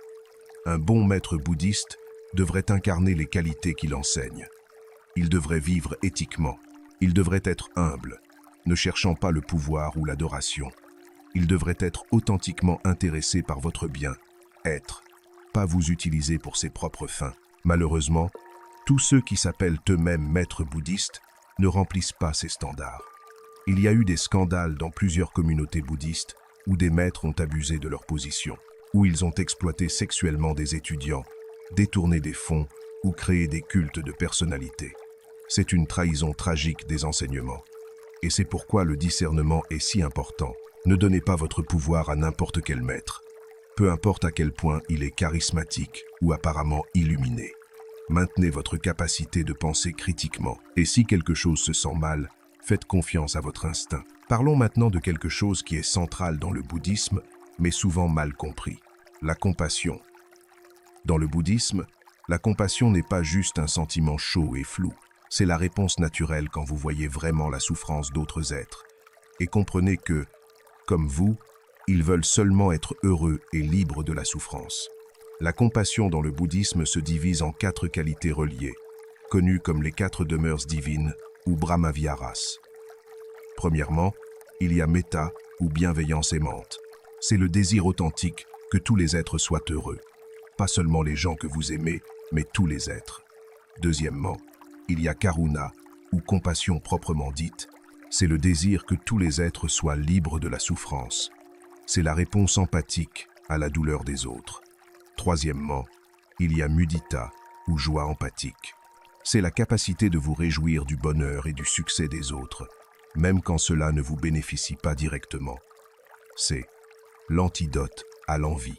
Et quatrièmement, il y a upeka ou équanimité. C'est la paix mentale équilibrée qui n'est pas secouée par les hauts et les bas de la vie. C'est reconnaître que vous ne pouvez pas tout contrôler, que certaines souffrances vous ne pouvez pas prévenir, et maintenir quand même un cœur ouvert et compatissant. Ces 4 qualités travaillent ensemble. La bienveillance aimante, sans compassion, peut être superficielle, souhaitant seulement le bonheur, sans vraiment s'engager avec la souffrance. La compassion sans équanimité peut mener à l'épuisement par compassion, où vous êtes submergé par la douleur du monde. La joie empathique, sans équanimité, peut devenir attachement au bon moment. Et l'équanimité sans les trois autres peut devenir indifférence froide. Mais quand les quatre sont cultivés en équilibre, elles créent un cœur qui est à la fois chaleureux et sage, capable de répondre à la souffrance sans en être submergé, capable d'aimer sans s'accrocher, capable de se réjouir sans comparer, capable de maintenir la paix sans se retirer de la vie.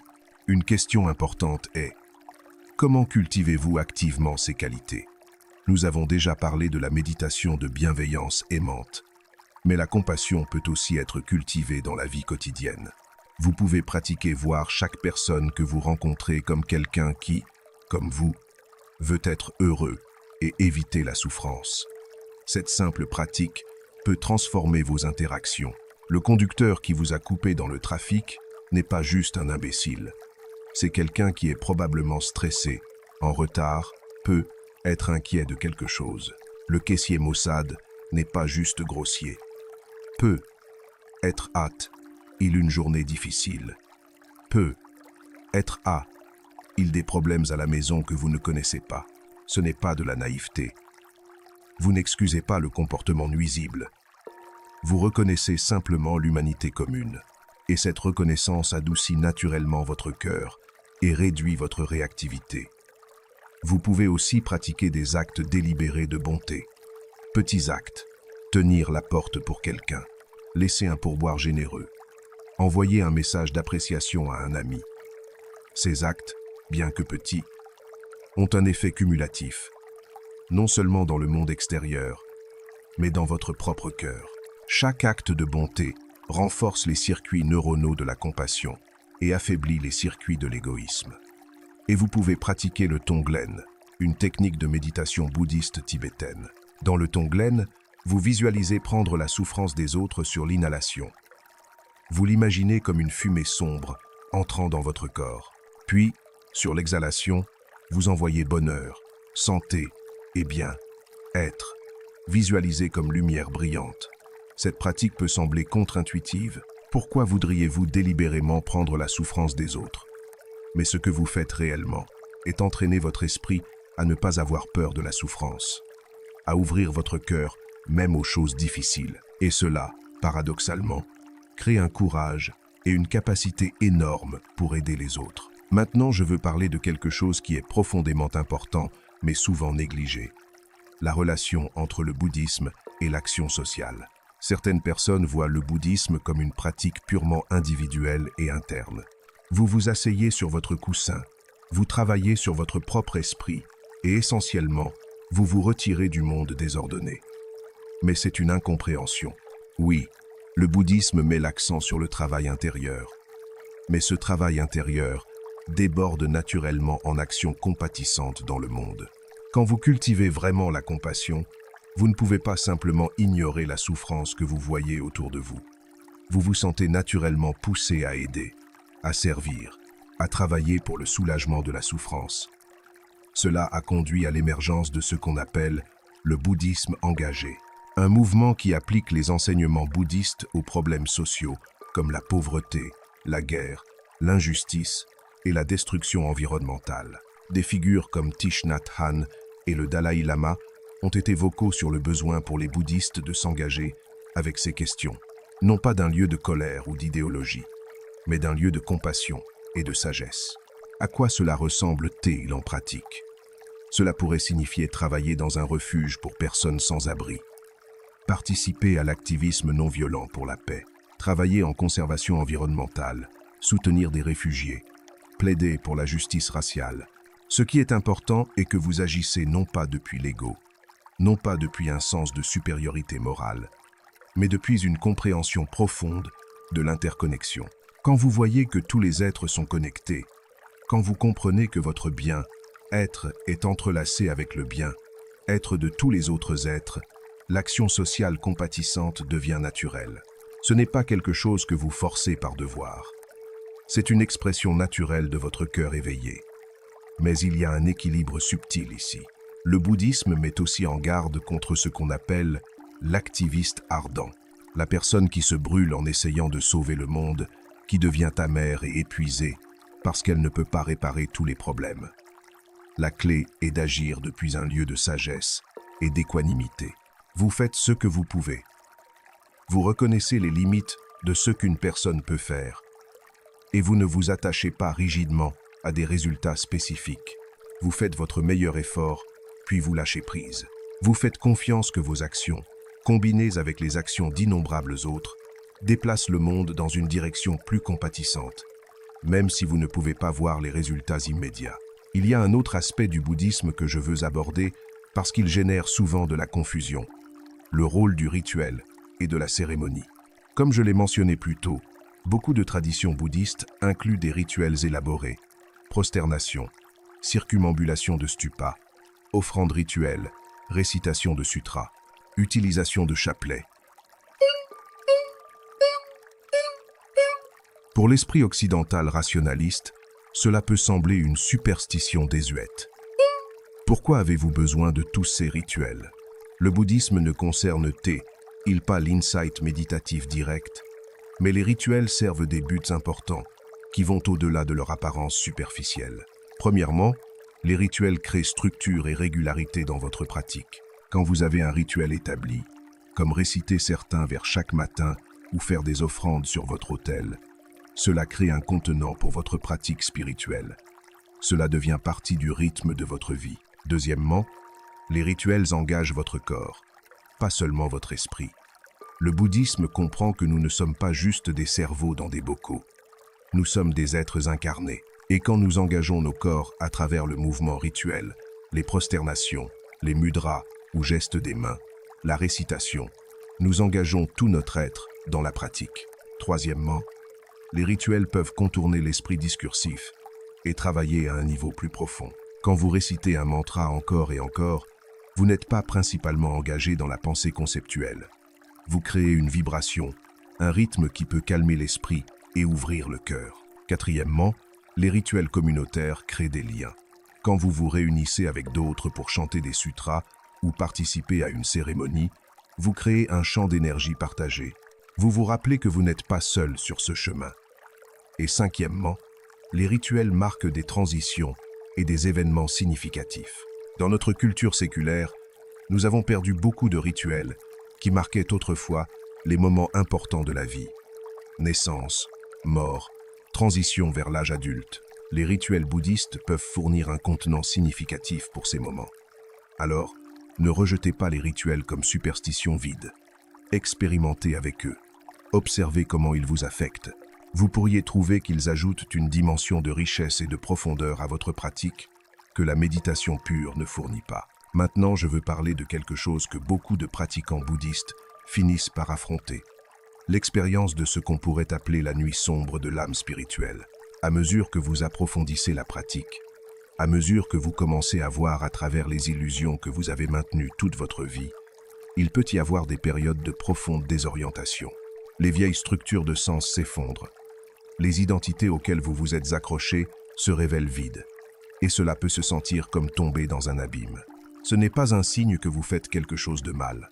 En fait, dans beaucoup de traditions spirituelles, c'est vu comme une étape nécessaire du chemin. C'est l'ego résistant à sa propre dissolution. C'est l'esprit conceptuel protestant quand il commence à voir sa propre transparence. C'est inconfortable.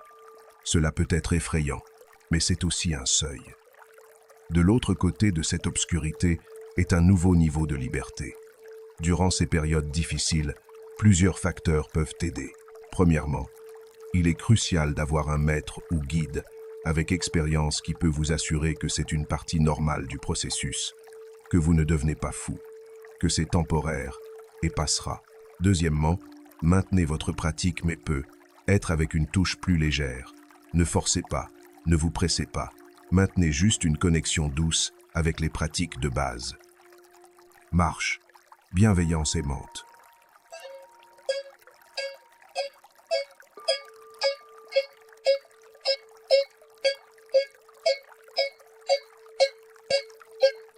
Troisièmement, prenez soin de votre corps.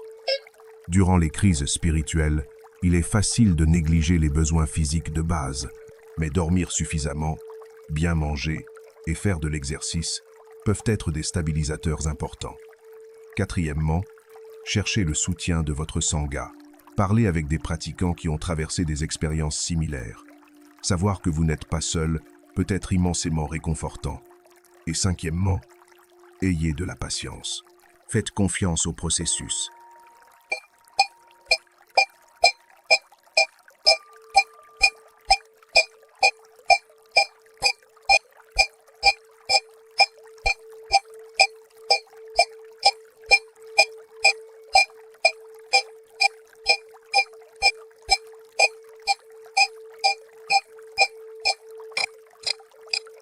Bien sûr que cela se sentira désorientant, mais de l'autre côté de cette désorientation est une plus grande clarté, une plus grande liberté et une plus grande paix. Nous approchons de la fin de notre voyage ensemble, mais je veux parler d'un enseignement crucial de plus, l'enseignement de la vacuité ou shunyata.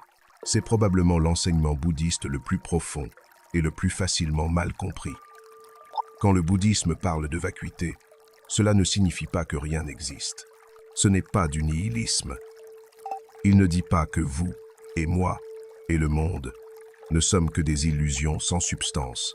Ce que cela signifie est que les choses sont vides d'existence inhérente, indépendante et permanente. Tout ce qui existe surgit en dépendant de causes et de conditions. Rien n'existe par soi-même, de manière indépendante.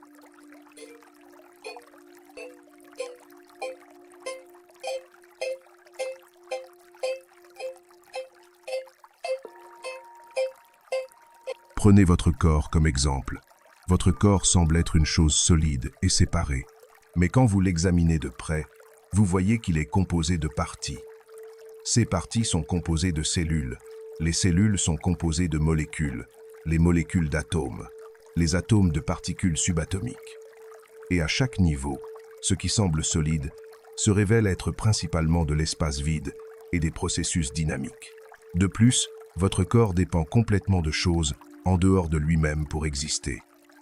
Il dépend de l'air que vous respirez, de la nourriture que vous mangez, du soleil qui fournit l'énergie pour les plantes que vous mangez, des microbes dans votre intestin qui vous aident à digérer. Quand vous y pensez vraiment, il n'y a pas de ligne claire où votre corps se termine et où le reste de l'univers commence. Vous êtes un processus continu avec votre environnement. Maintenant, appliquez cette même analyse à votre esprit, à votre moi. Où est ce moi? Est-ce votre corps? Mais votre corps change constamment. Les cellules meurent et sont remplacées. Le corps que vous avez maintenant est complètement différent à un niveau cellulaire du corps que vous aviez il y a 7 ans.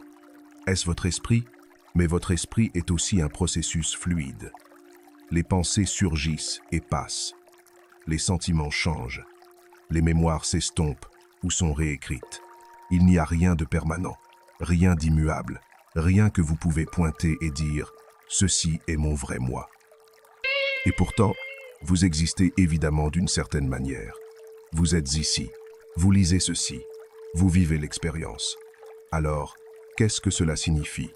Cela signifie que vous existez, mais pas de la manière que vous pensiez. Non pas comme une entité séparée, indépendante et permanente, mais comme un processus dynamique qui surgit en dépendant d'innombrables causes et conditions. Vous êtes un modèle temporaire dans le flux de l'existence. Cette réalisation de la vacuité n'est pas déprimante. Elle est libératrice. Parce que quand vous voyez qu'il n'y a pas de moi solide à protéger, défendre ou améliorer, un énorme fardeau se lève. La peur de la mort s'adoucit, parce que vous voyez que ce qui meurt est seulement un modèle particulier, et les éléments qui composaient ce modèle continuent sous d'autres formes. La peur du rejet ou de la critique s'affaiblit, parce qu'il n'y a plus de moi solide qui peut être fondamentalement endommagé. Le besoin de se comparer aux autres diminue, parce que vous voyez qu'il n'y a pas d'entités séparées à comparer, seulement des modèles interconnectés en changement constant. La vacuité et la compassion sont profondément entrelacées. Quand vous voyez la vacuité du moi, vous voyez naturellement la vacuité de la séparation entre vous et les autres. Et cela donne naissance à une compassion spontanée. Parce que s'il n'y a pas de ligne réelle entre moi et les autres, alors la souffrance des autres est, dans un certain sens, votre propre souffrance. Aider les autres, c'est vous aider vous-même. Non pas dans un sens égoïste, mais dans la reconnaissance de notre profonde interconnexion. Maintenant, je vous ai donné beaucoup à digérer. Nous avons parcouru les enseignements fondamentaux du bouddhisme, des 4 nobles, vérité à la vacuité, de l'éthique à la méditation, du karma à la compassion. Mais toute cette connaissance intellectuelle, aussi complète soit-elle, ne vous libérera pas. La connaissance sur le chemin n'est pas la même chose que marcher le chemin. Le Bouddha lui-même a utilisé une analogie. Ses enseignements sont comme un radeau. Si vous voulez traverser une rivière, un radeau est incroyablement utile. Mais une fois que vous avez traversé la rivière, cela n'a pas de sens de porter le radeau sur votre dos pendant que vous continuez votre voyage. Les enseignements sont des outils. Utilisez-les pour traverser la rivière de la souffrance vers la rive de l'éveil. Mais ne vous y attachez pas. Ne les transformez pas en dogmes. Et certainement ne laissez pas l'étude des enseignements remplacer la pratique réelle. Le Bouddha a souligné encore et encore que vous devez voir par vous-même. Ne me croyez pas simplement parce que je l'ai dit. N'acceptez pas ces enseignements basés sur la tradition ou l'autorité. Testez-les, pratiquez-les, et observez s'ils conduisent à moins de souffrance, plus de clarté, plus de paix et de compassion. S'ils le font, alors ils sont vrais pour vous. Sinon, alors rejetez-les ou modifiez-les selon les besoins. Alors, où commencez-vous? Si tout ceci est nouveau pour vous, cela peut sembler écrasant. Il y a tant d'enseignements, tant de pratiques, tant de traditions différentes à l'intérieur du bouddhisme. Par où commencez-vous? Mon conseil est de commencer simple. Commencez avec la méditation de pleine conscience de base. Asseyez-vous chaque jour, même juste pour 10 ou 15 minutes.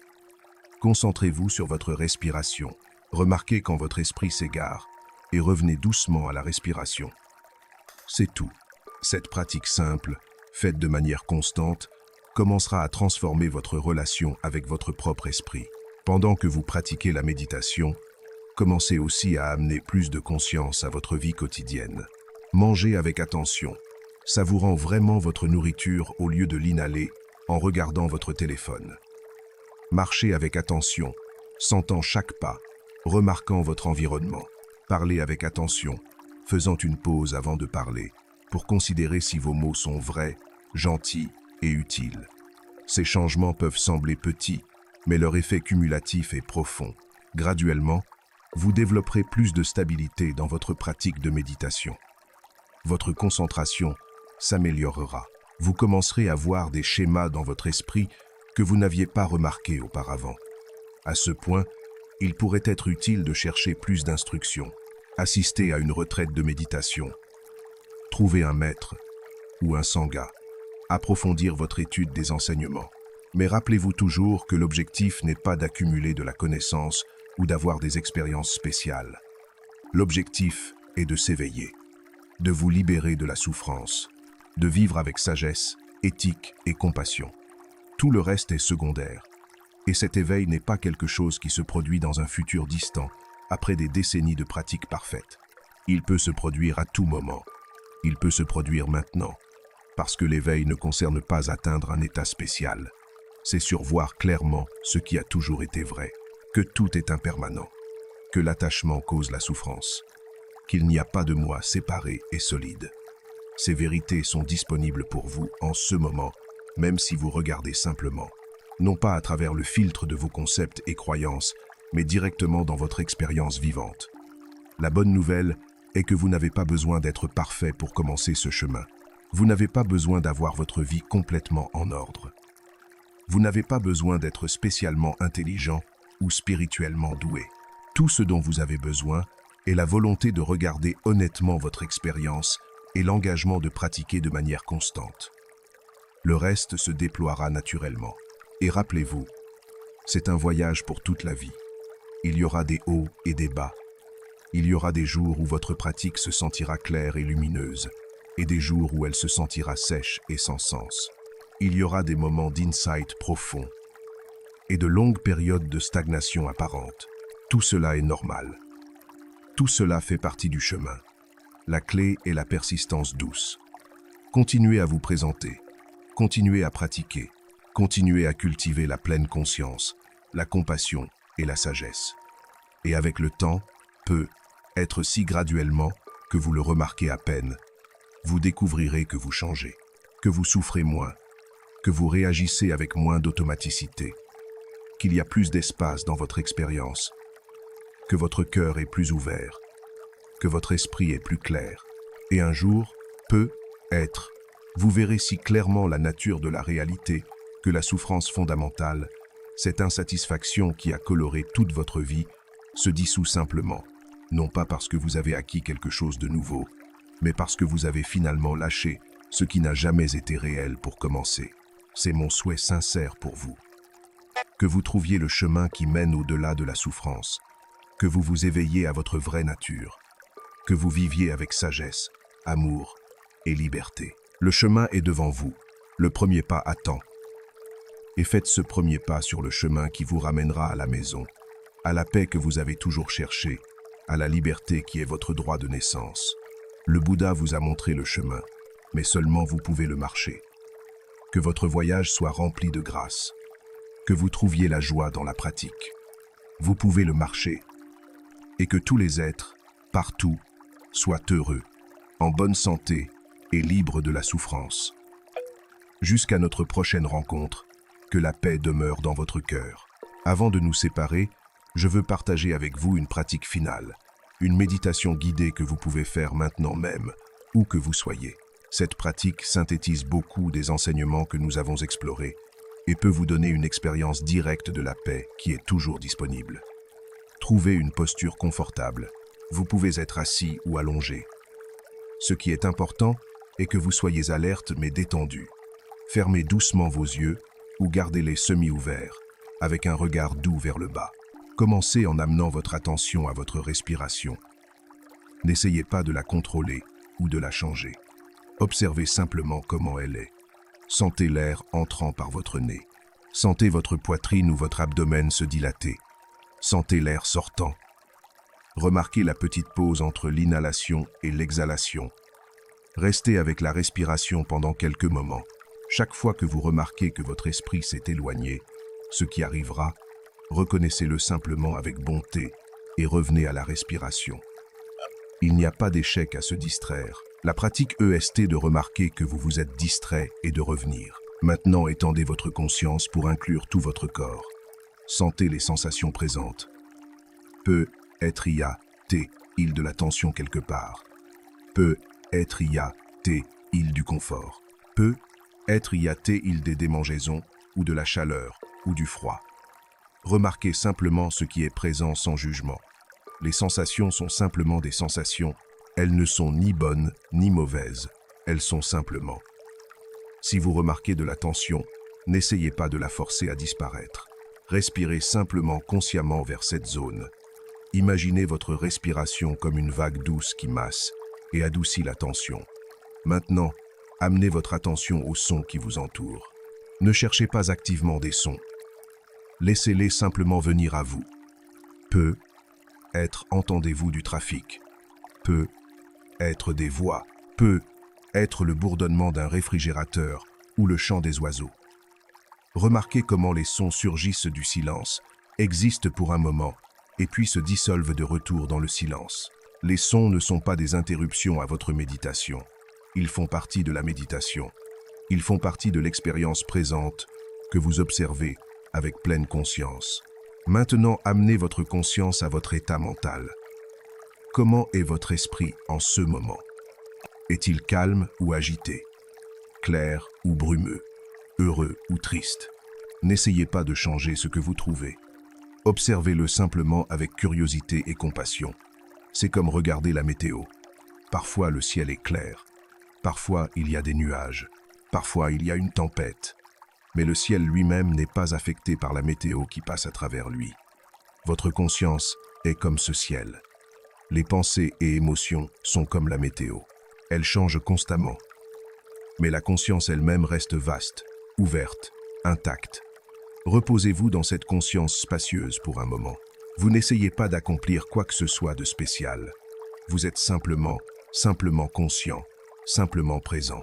Maintenant, depuis ce lieu de présence tranquille, cultivez un sentiment de bonté envers vous-même. Vous pouvez dire silencieusement « que je sois en paix, que je sois heureux, que je sois libre de la souffrance ». Sentez ces mots non seulement comme des concepts, mais comme des souhaits authentiques pour votre propre bien, être. Et maintenant, étendez ce cercle de bonté. Pensez à quelqu'un que vous aimez, visualisez son visage et offrez-leur les mêmes souhaits. Que tu sois en paix, que tu sois heureux, que tu sois libre de la souffrance. Étendez encore plus. Pensez à une personne neutre, quelqu'un que vous ne connaissez pas bien, mais que vous avez vu. Maintenant, si vous pouvez, pensez à une personne avec qui vous avez des difficultés et reconnaissez que eux aussi, comme vous, veulent seulement être heureux. Eux aussi sont piégés dans la souffrance. Offrez leur bonté si vous pouvez. Que tu sois en paix, que tu sois libre de la souffrance. Et finalement, étendez le champ de bienveillance aimante pour inclure tous les êtres partout, tous les humains, tous les animaux, tous les êtres dans tous les royaumes. Que tous les êtres soient en paix, que tous les êtres soient heureux, que tous les êtres soient libres de la souffrance. Reposez-vous dans ce sentiment expansif de bonté universelle. Sentez comment, dans votre cœur, il n'y a pas de séparation réelle entre vous et les autres êtres. Nous sommes tous connectés dans ce vaste réseau d'existence. Nous partageons tous le désir fondamental d'être heureux et d'éviter la souffrance. Et maintenant, doucement commencez à ramener votre conscience. Bougez doucement vos doigts et vos orteils. Prenez une respiration plus profonde. Et quand vous êtes prêt, ouvrez vos yeux. Prenez un moment pour remarquer comment vous vous sentez. Y a-t-il plus de calme qu'avant? Plus de clarté? Plus de chaleur dans votre cœur? Ces changements, bien qu'ils puissent sembler subtils maintenant, s'approfondissent et s'étendent avec la pratique régulière. Cette méditation que vous venez de vivre est quelque chose que vous pouvez faire à tout moment. Le matin, quand vous vous réveillez, le soir avant de dormir, durant une pause au travail, quand vous vous sentez submergé ou stressé. C'est votre refuge portable, votre manière de revenir au centre. Maintenant, vous pensez peu. Être, c'était bien. Mais ma vraie vie est compliquée. J'ai de vrais problèmes. Des factures à payer, des relations difficiles, des problèmes de santé, des ambitions non réalisées. Comment la méditation m'aide-t-elle avec tout cela? C'est une question juste et honnête. Et la réponse est que le bouddhisme n'est pas de la magie. Il ne fera pas disparaître vos problèmes. Il ne paiera pas vos factures, ni ne guérira automatiquement vos maladies, ni ne réparera vos relations. Ce qu'il fera est changer votre relation avec ces problèmes. Et cela, il s'avère, change tout. Quand vous méditez régulièrement, quand vous cultivez la pleine conscience et la compassion, quand vous commencez à voir l'impermanence et le non-soi, quelque chose de fondamental change dans comment vous vivez la vie. Les problèmes restent des problèmes, mais ils ne vous consument plus de la même manière. Il y a de l'espace autour d'eux, il y a de la perspective. Vous pouvez répondre aux défis avec plus de clarté et moins de réactivité émotionnelle. Vous prenez de meilleures décisions parce que vous n'opérez pas depuis la panique ou le désir ardent désespéré. Vous êtes plus résilient. Les revers vous affectent, mais vous récupérez plus vite. Vos relations s'améliorent parce que vous êtes moins sur la défensive, plus présent, plus capable d'écouter vraiment. Votre santé peut s'améliorer parce que le stress chronique diminue, et le stress est un facteur dans beaucoup de maladies. Et peut être plus important, vous trouvez une source de paix et de satisfaction qui ne dépend pas que les circonstances externes soient parfaites. Vous n'avez plus besoin que tout aille à votre façon pour être bien. Vous pouvez être bien même au milieu de l'imperfection et du défi de la vie. Ce n'est pas de l'insensibilité ou de l'indifférence, c'est de la sagesse. C'est comprendre que la vie est inhéremment incertaine et imparfaite. Et au lieu de résister à cela, vous apprenez à danser avec. Vous apprenez à couler avec les changements au lieu de vous accrocher rigidement à comment vous pensez que les choses devraient être. Et il y a quelque chose d'autre qui se produit avec la pratique bouddhiste constante. Vous commencez à remarquer des synchronicités. Vous commencez à voir comment l'univers a sa propre sagesse qui est souvent plus profonde que vos plans et désirs.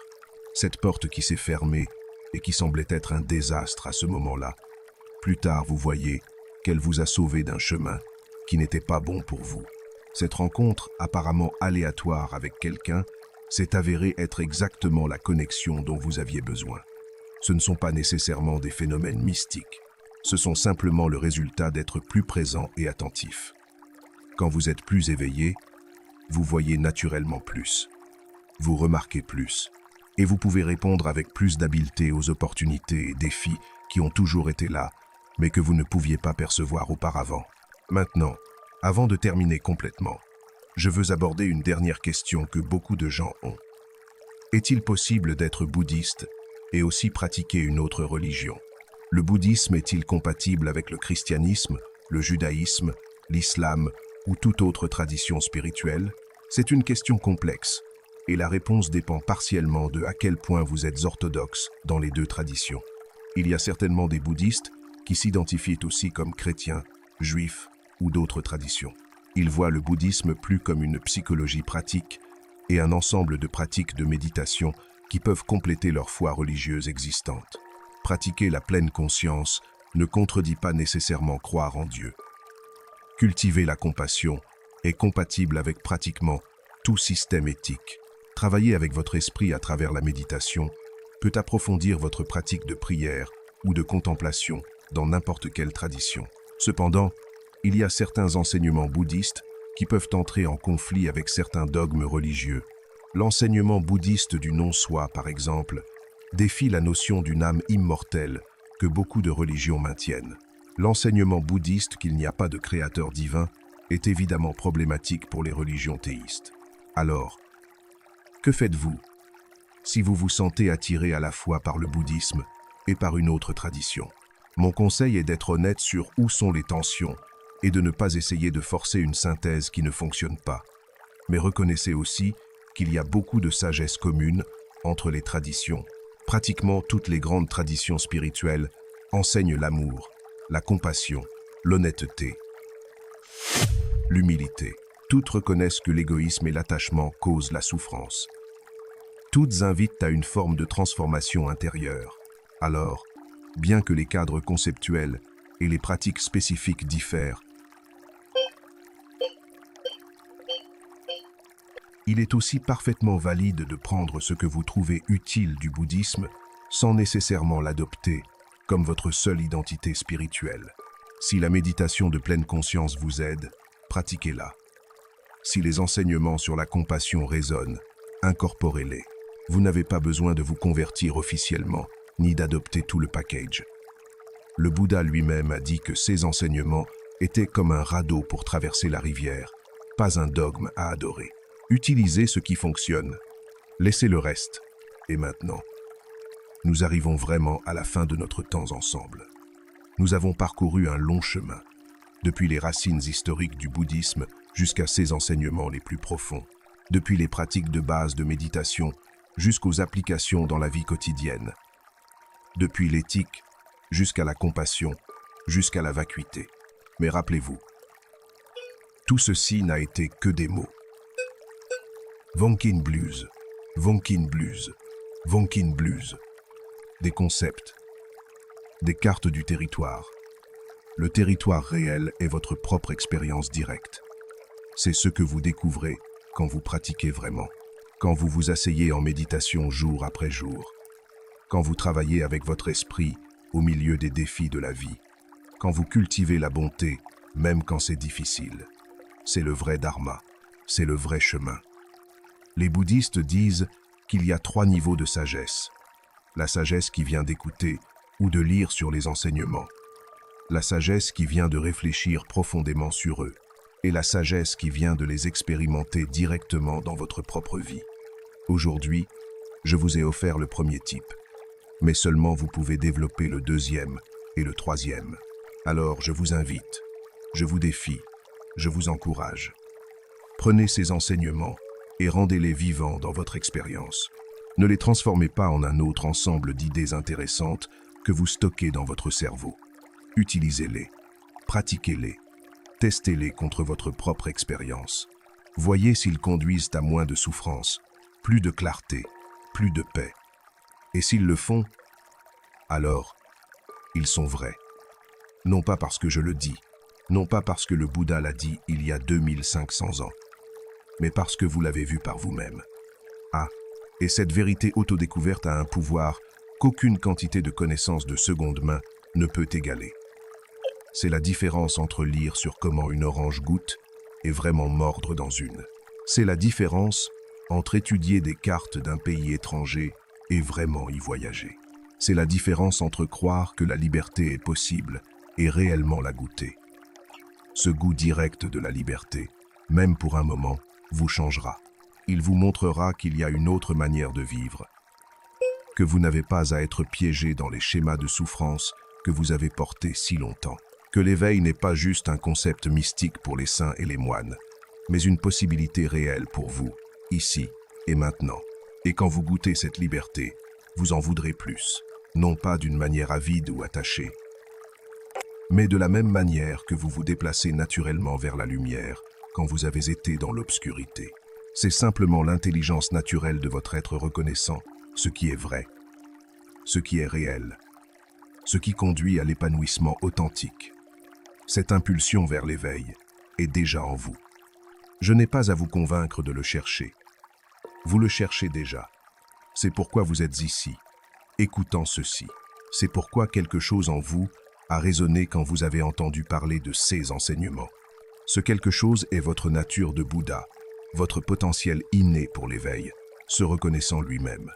Mon rôle aujourd'hui a été simplement de pointer dans la direction de ce qui est déjà en vous, de vous rappeler ce qu'à un certain niveau vous savez déjà, de vous inviter de retour à la maison. Le reste dépend de vous, et je fais confiance que si ces enseignements sont appropriés pour vous en ce moment de votre vie, vous trouverez votre chemin. L'univers a une manière de soutenir ceux qui sont sincèrement engagés à l'éveil.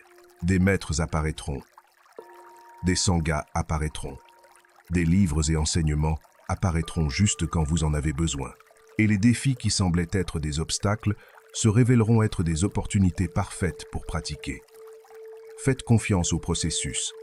Soyez patient avec vous-même. L'éveil n'est pas une course. Ce n'est pas une compétition. Il n'y a pas de ligne d'arrivée où vous arrivez finalement et pouvez vous détendre. L'éveil est un déploiement continu. Il y a toujours des couches plus profondes de compréhension. Il y a toujours des manières plus subtiles de lâcher prise. Et ce n'est pas frustrant. C'est beau. Cela signifie que le chemin ne devient jamais ennuyeux. Il y a toujours plus à découvrir, plus à explorer dans les vastes paysages de la conscience.